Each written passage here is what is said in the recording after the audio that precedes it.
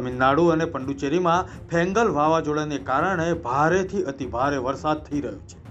બંને રાજ્યોમાં તારાજીના દ્રશ્યો જોવા મળી રહ્યા છે. આ ઉપરાંત 3થી વધારે લોકોના મૃત્યુના અહેવાલ પણ મળી રહ્યા છે.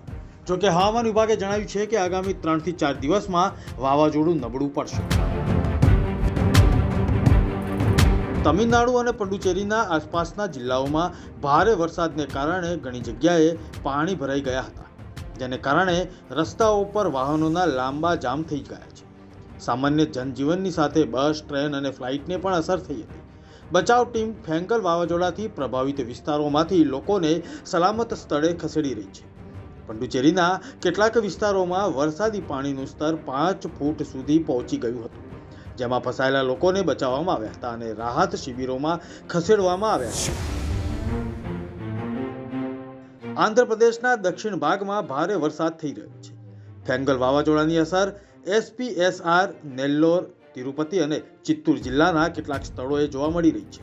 કેટલાક દરિયાકાંઠા વિસ્તારમાં વીજળીના કડાકા સાથે ગાજવીજની પણ શક્યતા સેવાઈ રહી છે. હાલમાં પુડુચેરી અને તમિલનાડુમાં ભારે વરસાદ અને પવન ફૂંકાઈ રહ્યો છે.